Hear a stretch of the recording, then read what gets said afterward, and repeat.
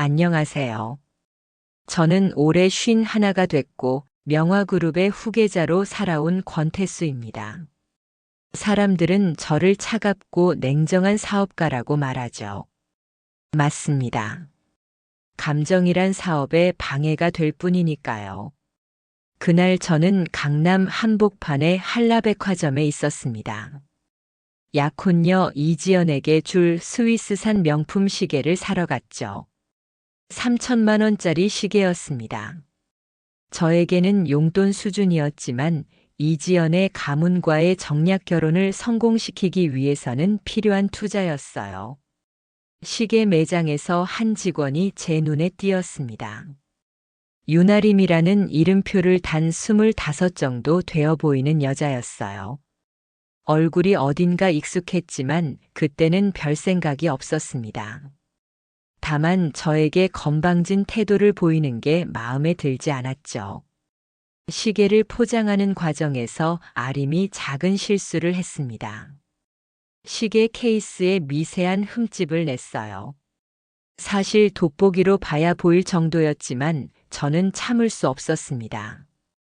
완벽함을 추구하는 저에게 그런 실수는 용납될 수 없는 일이었거든요. 점장을 불렀습니다. 그리고 말했죠. 이런 직원이 있는 매장에서는 더 이상 쇼핑하고 싶지 않다고요. 저는 이 백화점의 VIP 고객이었고 연간 몇억 원을 쓰는 단골이었습니다. 점장은 즉시 아림에게 사과를 요구했어요.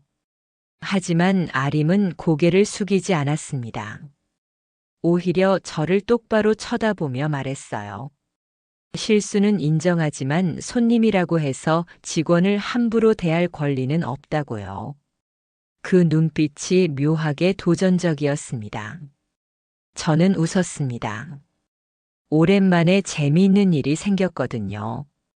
명함을 꺼내 점장에게 건넸습니다. 그리고 차분히 말했어요. 이 직원이 내일까지 이 업계에서 일할 수 있다면 제가 명화그룹 회장이 아니라고요. 점장의 얼굴이 새하얘졌습니다. 아림의 표정도 굳어졌어요. 하지만 저는 이미 관심을 잃었습니다. 돈과 권력 앞에서 감히 대들었던 대가를 치르게 하는 것, 그것은 저에게 당연한 일이었으니까요. 집으로 돌아가는 차 안에서 저는 내일 있을 이지연과의 약혼식 준비에 대해 생각했습니다. 그녀의 아버지는 정치인이었고 어머니는 언론사 사주였어요. 이 결혼으로 명화그룹은 더욱 견고한 기반을 가지게 될 것이었죠. 감정 따위는 사치입니다. 성공을 위해서는 모든 것을 계산해야 해요. 사랑이라는 감정은 젊은 시절 한 번으로 충분했거든요. 그때의 어리석음 때문에 얼마나 많은 것을 잃을 뻔했는지 아직도 기억하고 있습니다. 다음 날 아침 비서 김 과장이 보고를 올렸습니다. 어제 그 직원은 백화점에서 해고됐고 관련 업계 어디서도 받아주지 않을 거라고 했어요. 저는 만족스럽게 고개를 끄덕였습니다. 이것이 바로 권력의 맛이었거든요. 하지만 이상했습니다. 그 여자의 얼굴이 자꾸 머릿속에 떠올랐어요. 특히 그 도전적인 눈빛이요. 마치 오래전 누군가를 보는 것 같은 기분이 들었습니다. 누구였을까요? 저는 고개를 저었습니다. 중요하지 않은 일에 시간을 낭비할 수는 없었어요. 오늘은 이지연과의 약혼 발표가 있는 날이었고 언론과 재계 인사들이 모두 참석할 예정이었거든요. 명화그룹의 미래를 위해서라면 개인의 감정 따위는 언제든 버릴 수 있었습니다. 그것이 바로 저 권태수의 철학이었으니까요. 하지만 그때의 저는 몰랐습니다. 이 작은 사건이 제 인생을 완전히 바꿔놓을 운명의 시작이라는 것을요. 약혼식을 며칠 앞둔 어느 날 저녁 예상치 못한 전화를 받았습니다. 발신자는 정서윤이었어요. 25년 만의 연락이었죠. 정서윤. 그 이름만 들어도 가슴 한구석이 묵직해집니다. 제가 유일하게 진심으로 사랑했던 여자였거든요. 하지만 그것도 젊은 시절 이야기입니다. 지금의 저에게 그녀는 그냥 과거일 뿐이에요. 서윤의 목소리는 예전과 달랐습니다. 차갑고 날카로웠어요. 만나자고 했습니다. 할 말이 있다면서요. 저는 거절하려 했지만 그녀가 한 말 때문에 멈춤 버튼을 눌러야 했어요. 당신이 망쳐버린 아이가 당신의 아이라는 것을 알고 있느냐고 했거든요.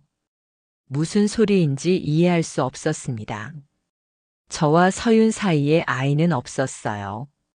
있을 수도 없었고요. 25년 전 우리는 깨끗하게 정리했거든요. 아니, 제가 정리했죠.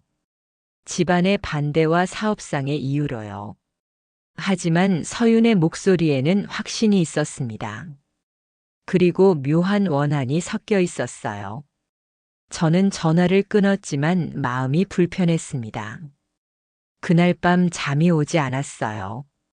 자꾸 이상한 생각이 들었거든요. 며칠 전 만났던 그 백화점 직원 윤아림의 얼굴이 떠올랐습니다. 그 도전적인 눈빛, 고집스러운 입술선, 작지만 당당한 어깨선까지요. 왜 그렇게 익숙하다고 생각했을까요? 갑자기 알 것 같았습니다. 아림의 얼굴에서 젊은 시절의 서윤이 보였던 거예요. 특히 저에게 화났을 때의 서윤 말이죠. 하지만 단순한 우연의 일치일 뿐이었습니다. 세상에는 비슷하게 생긴 사람들이 얼마든지 있으니까요. 저는 그런 터무니없는 상상을 머릿속에서 지워버리려 했어요. 다음 날 오전 회사에서 업무를 보고 있는데 또 서윤에게서 문자가 왔습니다. 간단했어요. 오늘 저녁 7시 한강공원 반포지구 벤치에서 만나자는 내용이었죠. 오지 않으면 모든 걸 세상에 알리겠다고 했어요. 저는 황당했습니다. 협박이었거든요. 하지만 동시에 궁금했어요. 서윤이 대체 무슨 말을 하려는 건지, 그리고 그 아이라는 게 누구를 말하는 건지요. 약속 시간에 한강공원에 갔습니다. 서윤은 이미 와 있었어요. 25년의 세월이 그녀를 많이 변화시켰습니다. 예전에 그 청순한 모습은 온데간데 없고 피곤하고 지친 중년 여성의 모습이었어요. 서윤은 저를 보자마자 비웃듯 말했습니다. 여전히 잘생겼다고, 돈과 권력은 사람을 늙지 않게 하나 보다고요. 그 말투에 도끼가 서려 있었어요. 저는 바로 본론으로 들어갔습니다. 무슨 소리냐고, 우리 사이에 아이 같은 건 없었다고 말했죠. 서윤은 쓸쓸하게 웃었습니다. 그러면서 핸드백에서 오래된 사진 한 장을 꺼냈어요. 그 사진을 보는 순간 저는 말을 잃었습니다. 갓난아이를 안고 있는 젊은 서윤의 모습이었거든요. 그리고 그 아이의 얼굴이 며칠 전 만났던 아림과 똑같았어요. 아니, 정확히는 아림이 그 아기와 똑같았습니다. 눈썹 모양부터 코끝까지, 심지어 미간 사이의 작은 점까지도요. 이건 우연일 수가 없었어요. 서윤이 조용히 말했습니다. 이 아이가 바로 당신 딸이라고요. 당신이 저를 버리고 떠난 후 태어났고 지금은 25살이 됐다고 했어요. 그리고 며칠 전 당신이 망쳐놓은 그 아이가 바로 우리 딸 아림이라고 했습니다. 머리가 하얘졌어요. 이런 일이 있을 수 있나 싶었거든요. 제가 권력으로 짓밟은 그 여자가 바로 제 딸이었다는 게 말이 되나요? 서윤은 계속 말했습니다.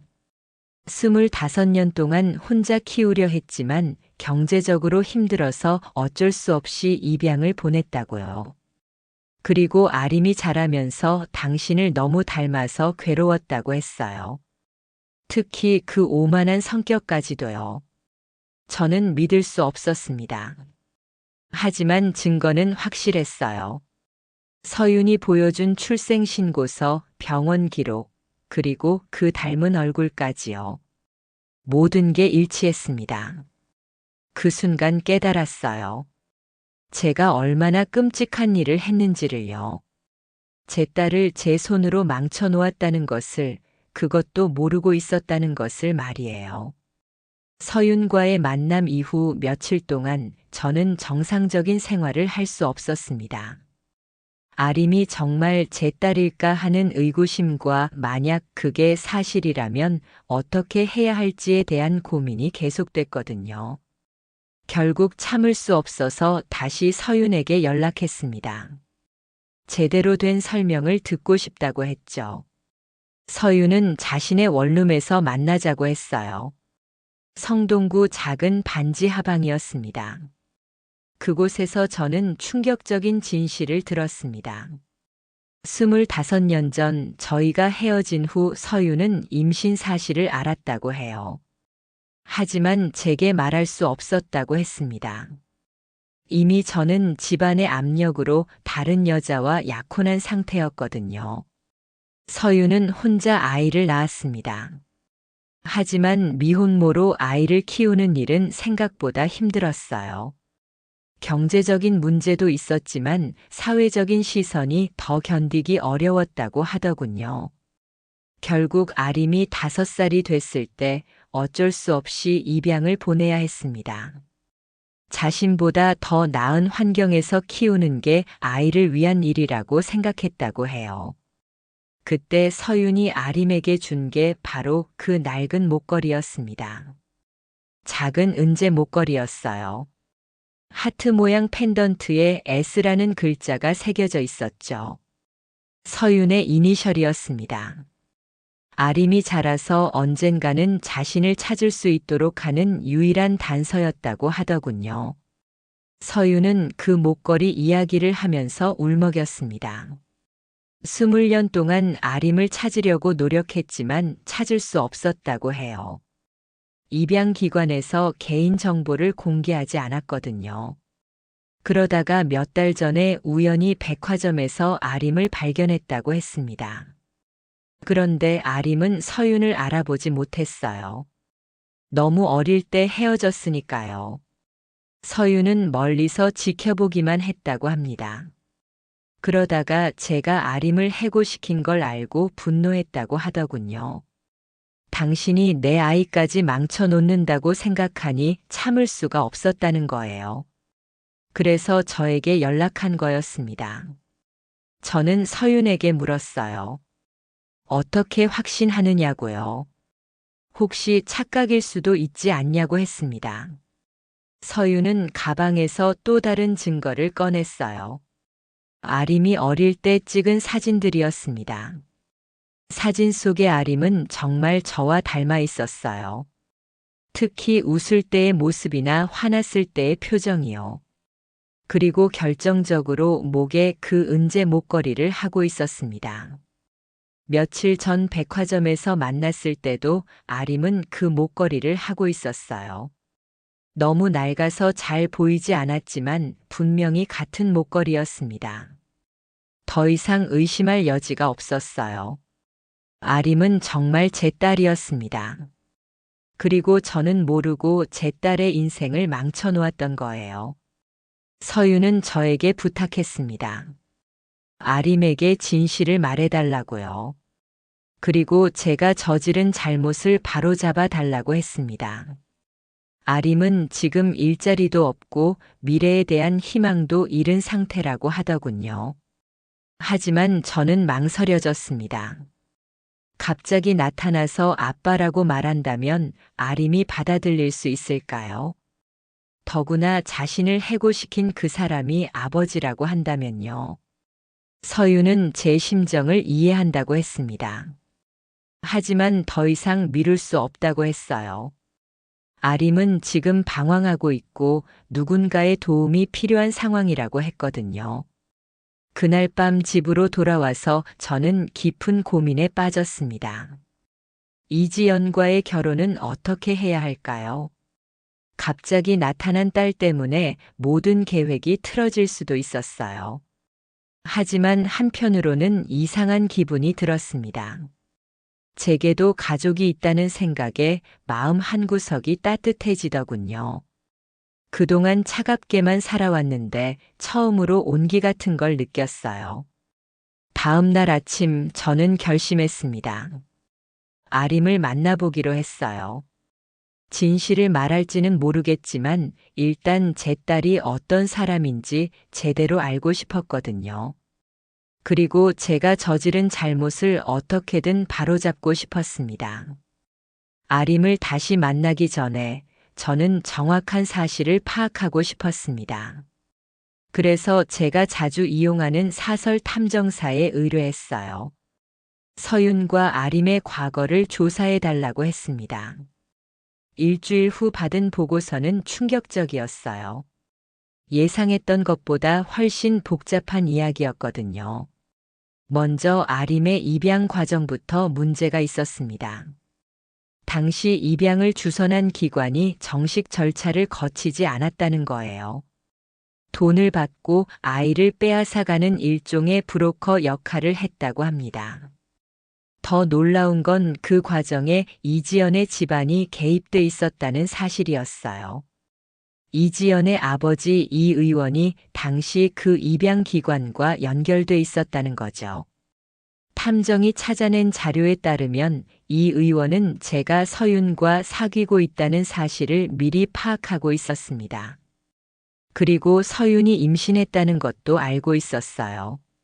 심지어 아이가 태어난 것까지도요. 왜 그랬을까요?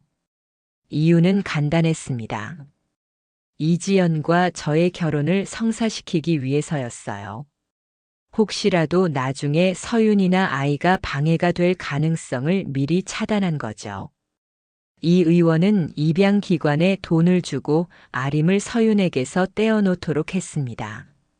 서윤이 경제적으로 어려운 상황을 이용한 거예요.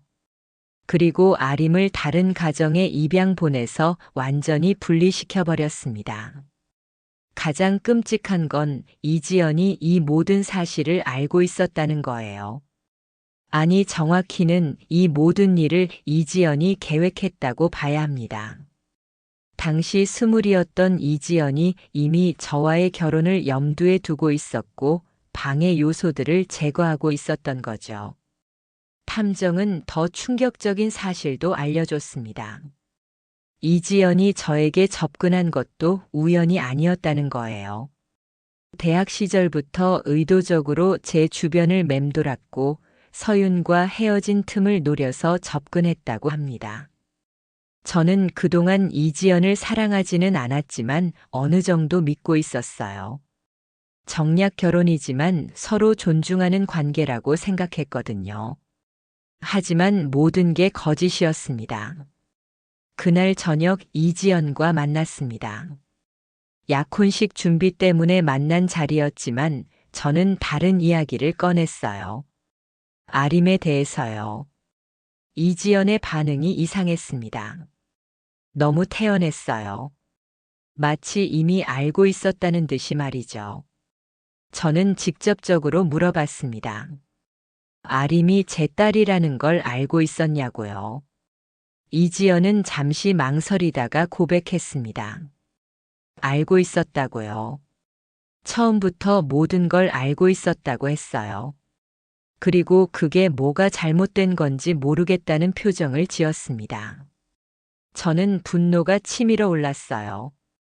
어떻게 그런 일을 할 수 있냐고 물었죠. 이지연은 차가운 미소를 지으며 대답했습니다. 사업도 아니고 사랑도 아닌 게 뭐가 있냐고, 원하는 걸 얻기 위해서는 방해물을 제거하는 게 당연하다고 했어요. 그 말을 듣는 순간 저는 이지연이 저와 너무 닮았다는 생각이 들었어요. 목적을 위해서는 수단을 가리지 않는 모습이요. 하지만 그건 제가 혐오하는 제 모습이기도 했습니다. 이지연은 계속 말했어요. 어차피 그 아이는 당신과 상관없이 살아가고 있었고 지금도 잘 살고 있지 않냐고요. 굳이 복잡하게 만들 필요가 뭐 있냐고 했습니다. 하지만 저는 이미 결심한 상태였어요. 이 결혼은 할 수 없다고 말했습니다. 이지연의 얼굴이 차갑게 굳었어요. 그러면서 경고했습니다. 이 결혼이 무산되면 저에게도 좋을 게 없을 거라고요. 특히 아림의 존재가 알려지면 명화그룹에 치명적인 타격이 될 거라고 했어요. 혼외 자식이 있다는 스캔들, 그리고 그 아이를 모르고 망쳤다는 이야기까지 나오면 저의 이미지는 완전히 실추될 거라고 협박했습니다. 하지만 저는 더 이상 그런 협박에 굴복하고 싶지 않았어요. 지금까지 너무 많은 걸 잃고 살아왔거든요. 이제는 정말 중요한 게 뭔지 알 것 같았습니다. 그날 밤 저는 변호사에게 연락했어요. 이지연과의 약혼을 파기하는 절차를 밟겠다고 했습니다. 설사 그것 때문에 큰 손해를 보더라도요. 이번만큼은 제 감정에 따라 행동하고 싶었습니다. 이지연과의 약혼 파기를 알린 다음 날부터 제 주변에는 이상한 일들이 일어나기 시작했습니다. 먼저 명화그룹의 주요 거래처들이 하나둘씩 계약을 취소하기 시작했어요. 이상했습니다. 다들 그럴듯한 이유를 대면서 계약을 파기했지만 타이밍이 너무 절묘했거든요. 마치 누군가 뒤에서 조종하고 있는 것 같았어요. 김 과장이 급히 보고했습니다. 경쟁사에서 우리 주요 직원들을 스카우트하고 있다고 했어요. 평소보다 2배가 넘는 연봉을 제시하면서요. 이것도 우연치고는 너무 조직적이었습니다. 무엇보다 언론의 반응이 이상했어요. 제가 약혼을 파기했다는 소식이 나가자마자 각종 추측 기사들이 쏟아져 나왔습니다. 명화그룹 후계자의 불륜설, 숨겨진 여자 문제 등등요. 이지연의 집안이 움직이고 있다는 걸 직감했어요. 이 의원은 정치인답게 언론을 다루는데 능숙했거든요. 그리고 이지연의 어머니는 언론사 사주였으니 당연한 일이었죠. 하지만 저는 굴복하지 않았습니다. 오히려 더 강하게 맞서기로 했어요. 제가 가진 모든 것을 걸고 싸우기로 결심했습니다. 먼저 이지연을 직접 만났어요.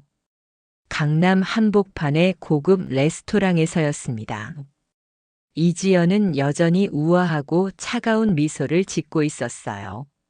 마치 모든 걸 예상하고 있었다는 듯이 말이죠. 저는 단도직입적으로 말했습니다. 이런 식으로 압박하는 걸 중단하라고요. 그리고 제 딸에 대한 일은 더 이상 언급하지 말라고 경고했습니다. 이지연은 웃으면서 대답했어요. 딸이라니 정말 웃기는 소리라고요. 25년 동안 모르고 지내다가 이제 와서 아버지 행세를 하겠다는 거냐고 비웃었습니다. 그러면서 더 충격적인 말을 했어요. 그 더러운 아이의 존재를 세상에 공개하면 어떻게 될지 생각해 봤냐고 했습니다. 명화그룹의 이미지는 물론이고 저 개인의 명예도 완전히 실추될 거라고 협박했어요. 특히 아림을 해고시킨 일까지 함께 알려지면 저는 완전히 매장될 거라고 했습니다. 자신의 딸인 줄도 모르고 권력으로 짓밟은 잔인한 아버지로 말이죠. 하지만 저는 이미 각오했습니다. 설사 모든 걸 잃더라도 이지연의 협박에는 굴복하지 않겠다고 다짐했어요. 그동안 너무 많은 것들을 계산적으로만 판단해 왔거든요. 이지연은 제 표정을 보더니 비웃었습니다. 그러면서 마지막 경고를 했어요. 일주일 안에 마음을 바꾸지 않으면 정말로 모든 걸 공개하겠다고 했습니다. 그 일주일 동안 저는 지옥 같은 시간을 보냈어요. 매일매일 새로운 공격이 이어졌습니다. 언론에서는 제 사생활을 파헤치는 기사가 나왔고 사업적으로도 큰 타격을 받았어요. 명화그룹의 주식은 연일 하락했습니다. 투자자들이 불안해하기 시작했거든요. 이사회에서도 제 리더십의 의문을 제기하는 목소리가 나왔어요. 하지만 가장 힘든 건 아림에 대한 걱정이었습니다. 아직 아림에게는 진실을 말하지 못한 상태였거든요. 그런데 이지연이 정말로 모든 걸 공개한다면 아림은 언론의 관심사가 될 거였어요. 그 와중에 서윤이 다시 연락해 왔습니다. 아림이 요즘 많이 힘들어한다고 했어요. 일자리를 잃은 후 계속 집에만 있으면서 우울해하고 있다고 하더군요. 서윤은 저에게 부탁했습니다. 빨리 아림에게 진실을 말해달라고요. 그리고 제가 저지른 잘못을 바로잡아 달라고 했어요. 아림이 이대로 무너져 버릴까봐 걱정된다고 하더군요. 그때 깨달았습니다. 제가 지금 싸우고 있는 건 이지연을 위한 게 아니라 아림을 위한 거라는 걸요. 제 딸이 당당하게 살 수 있는 세상을 만들어주고 싶었어요. 일주일이 지났습니다. 이지연이 예고한 시간이 다가왔어요.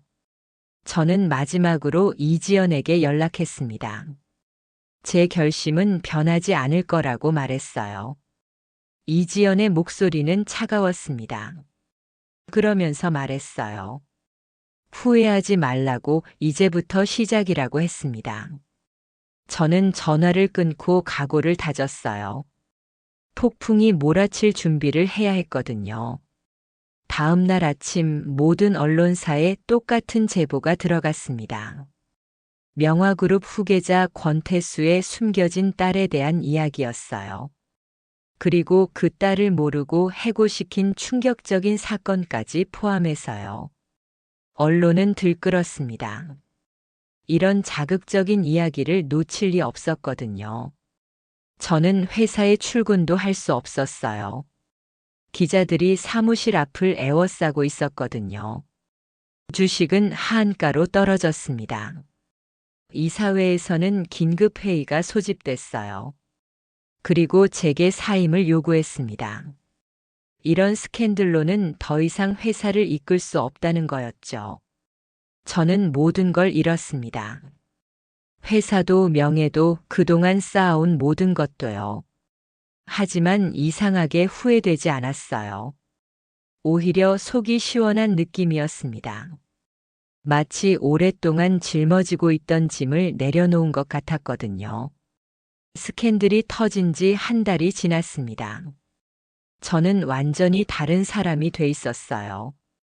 명화그룹 회장에서 일개 시민으로 전락했죠. 주변 사람들은 모두 저를 등졌고 언론에서는 여전히 저를 비난하고 있었어요. 하지만 가장 견디기 힘든 건 아림의 상황이었습니다. 언론에 노출된 후 아림은 더욱 힘들어졌어요. 기자들이 아림을 찾아다니며 인터뷰를 요청했고 온라인에서는 악플이 쏟아졌거든요. 서윤이 전화했습니다. 울고 있었어요. 아림이 집 밖으로 나오지 않는다고 했습니다. 사람들의 시선이 무서워서 바깥 활동을 아예 중단한 상태라고 하더군요. 저는 더 이상 미룰 수 없다고 생각했습니다. 아림에게 직접 가서 모든 걸 털어놓고 사과해야겠다고 결심했어요. 설사 거부당하더라도 말이죠. 서윤에게 아림의 주소를 물어봤습니다. 마포구의 작은 오피스텔이었어요.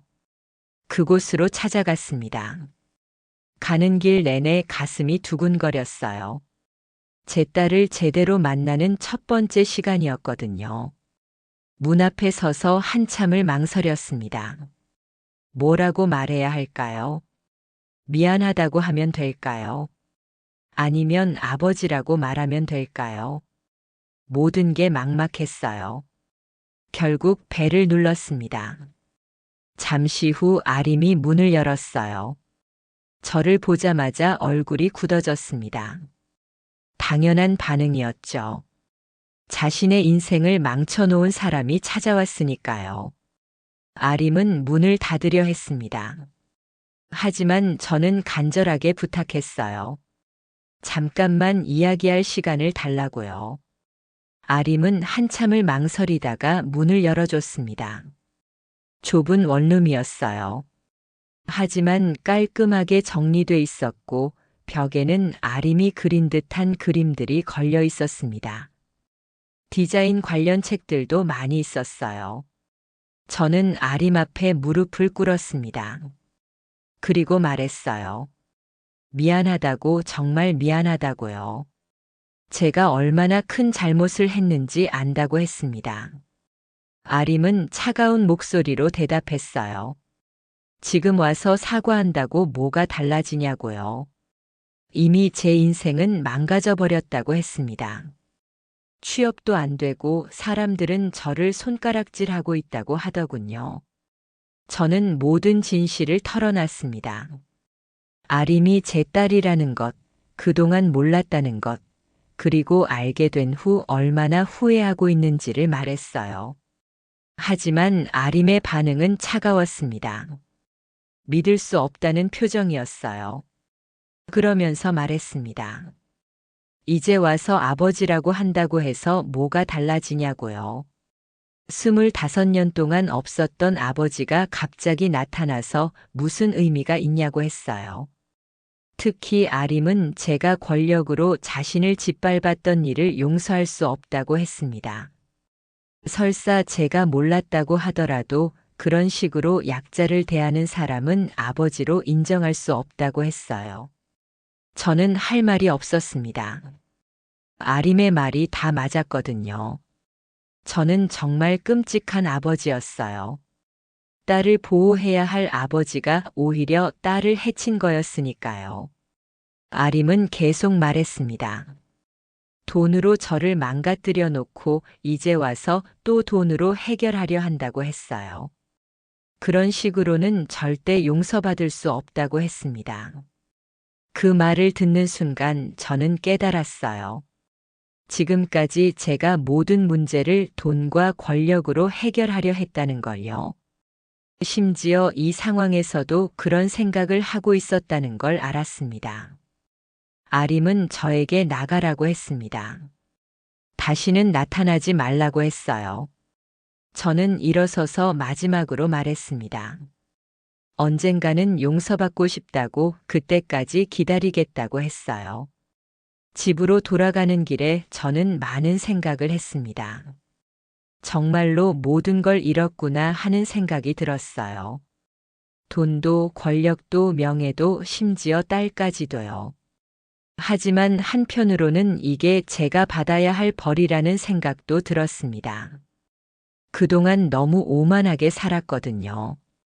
다른 사람의 마음은 생각하지도 않고 오직 성공만을 위해 달려왔어요. 그날 밤 저는 오랜만에 제대로 울었습니다. 서윤에게, 아림에게, 그리고 제 자신에게 미안하다고 하면서요. 이제야 제가 얼마나 큰 죄를 지었는지 깨닫게 됐거든요. 다음 날부터 저는 완전히 다른 사람이 되기로 결심했습니다. 돈과 권력으로는 진정한 사랑을 얻을 수 없다는 걸 깨달았어요. 이제라도 진심으로 아림에게 다가가고 싶었습니다. 모든 걸 잃고 나니 오히려 마음이 편해졌어요. 더 이상 잃을 게 없다는 생각 때문인지 아니면 진짜 중요한 게 뭔지 알게 됐기 때문인지 모르겠지만요. 저는 아림을 멀리서 지켜보기 시작했습니다. 직접 접근하지는 않았어요. 아림이 거부했으니까요. 대신 서윤을 통해 아림의 소식을 들었습니다. 아림은 여전히 힘들어하고 있었어요. 스캔들 때문에 취업이 더욱 어려워졌거든요. 면접을 봐도 항상 그 이야기가 나왔다고 해요. 명화그룹 회장의 숨겨진 딸이라는 꼬리표 때문에 정상적인 사회생활이 불가능한 상황이었습니다. 하지만 저는 성급하게 행동하지 않았어요. 아림이 제 도움을 거부했으니까요. 대신 다른 방법을 생각해 봤습니다. 아림이 눈치채지 못하게 도울 수 있는 방법을요. 서윤과의 대화에서 중요한 사실을 알았습니다. 아림이 어릴 때부터 디자이너가 되고 싶어 했다는 거예요. 특히 패션 디자인에 관심이 많았다고 하더군요. 대학도 디자인과를 나왔고 졸업 작품도 우수상을 받았다고 했어요. 저는 조용히 조사해 봤습니다. 아림의 대학 교수를 만나서 아림의 실력에 대해 물어봤어요. 교수는 아림을 기억하고 있었습니다. 재능은 뛰어나지만 경제적인 이유로 제대로 된 포트폴리오를 만들지 못했다고 하더군요. 그때부터 저는 계획을 세웠습니다. 아림이 디자이너로 성공할 수 있도록 뒤에서 도와주기로 했어요. 하지만 아림이 알지 못하게, 그리고 제 힘이 아닌 아림 자신의 실력으로 인정받을 수 있게 말이죠. 먼저 작은 패션 회사를 차렸습니다. 제 이름이 아닌 다른 사람 명의로요. 그리고 신진 디자이너 공모전을 열었어요. 상금도 넉넉하게 걸고 수상자에게는 정식 취업 기회도 주기로 했습니다. 물론 이 모든 걸 홍보할 때 아림이 볼 수 있도록 신경 썼어요. 아림이 자주 가는 카페 근처에 포스터를 붙이고 디자인 관련 사이트에도 공고를 올렸습니다. 한 달 후 정말로 아림이 응모했어요.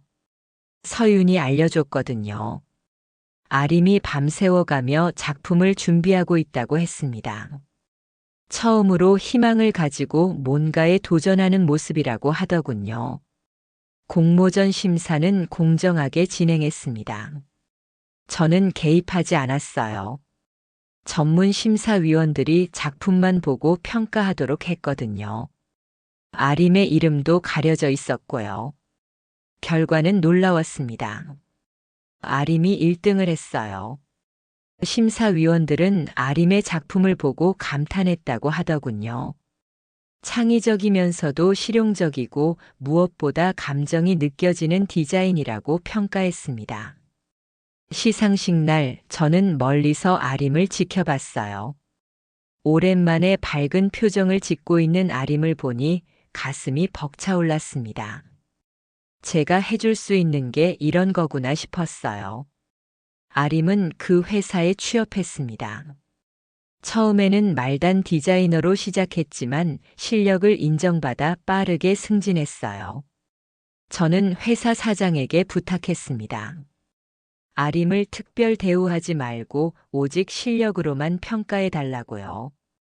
6개월이 지났을 때 아림이 디자인한 제품이 대박이 났어요. 젊은 층에게 큰 인기를 끌었거든요.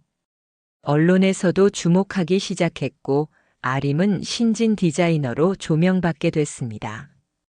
그 과정에서 저는 한 번도 아림에게 접근하지 않았어요. 멀리서 지켜보기만 했습니다. 아림이 스스로 성공하는 모습을 보는 것만으로도 충분했거든요. 어느 날 서윤이 전화했습니다. 아림이 자신을 찾아왔다고 했어요. 그리고 처음으로 아버지에 대해 물어봤다고 하더군요. 정말 후회하고 있는지 진심으로 미안해하는지를 말이에요. 서윤은 아림에게 모든 걸 말했다고 했습니다. 제가 얼마나 후회하고 있는지, 그리고 멀리서나마 아림을 지켜보고 있다는 걸요. 물론 회사 일에 대해서는 말하지 않았지만요. 그로부터 며칠 후 아림이 저에게 연락했습니다. 만나고 싶다고 했어요. 저는 기쁘면서도 떨렸습니다. 과연 아림이 저를 용서해 줄까 싶었거든요. 한강공원에서 만났습니다. 예전에 서윤과 만났던 그 벤치에서요. 아림은 예전보다 많이 달라져 있었어요. 자신감 있는 모습이었고 무엇보다 밝아 보였습니다. 아림은 저에게 말했습니다. 아직 완전히 용서할 수는 없지만 이해하려고 노력하고 있다고요. 그리고 제가 변했다는 걸 느낀다고 했어요. 예전처럼 오만하지 않다고요. 저는 아림에게 약속했습니다. 앞으로는 절대 권력이나 돈으로 문제를 해결하려 하지 않겠다고요. 그리고 아림이 원한다면 언제든 곁에 있어 주겠다고 했어요. 아림은 잠시 망설이다가 말했습니다. 당신은 나의 과거가 아니라 나의 미래라고요. 이제부터 진짜 아버지와 딸로 시작해보자고 했어요. 그 말을 듣는 순간 저는 울음이 터져 나왔습니다. 25년 만에 처음으로 진정한 가족을 얻은 기분이었거든요. 돈으로도 권력으로도 살 수 없는 진짜 소중한 것을 얻은 거였어요. 이제 저는 새로운 삶을 시작했습니다. 명화그룹 회장이 아닌 그냥 권태수로, 그리고 아림의 아버지로요. 비록 모든 걸 잃었지만 정말 중요한 걸 얻었으니까요. 아림은 이제 성공한 디자이너가 됐고 저는 그런 딸을 자랑스럽게 생각합니다. 가끔 함께 식사하고 아림의 작품을 보러 전시회에도 갑니다. 그런 평범한 일상이 저에게는 가장 큰 행복이에요. 서윤과도 좋은 관계를 유지하고 있습니다.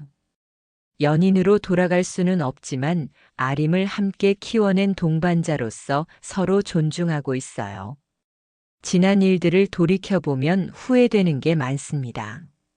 하지만 그 모든 시행착오가 있었기에 지금의 제가 있다고 생각해요. 차가웠던 제 마음에도 이제는 따뜻한 온기가 흐르거든요. 가끔 아림이 말합니다. 아버지가 변했다고요. 예전처럼 무서운 사람이 아니라 따뜻한 사람이 됐다고 해요. 그 말을 들을 때마다 저는 행복합니다. 늦었지만 진짜 아버지가 됐다는 생각이 들거든요. 이제 저희는 새로운 시작을 하고 있습니다. 잃어버린 25년의 시간을 채워나가면서 진짜 가족의 의미를 배워가고 있어요. 돈과 권력보다 훨씬 소중한 것들을 말이죠. 끝까지 들어주셔서 감사합니다. 선생님들 구독, 좋아요 부탁드립니다. 사랑과 행복이 가득하기를 마음 깊이 기원합니다.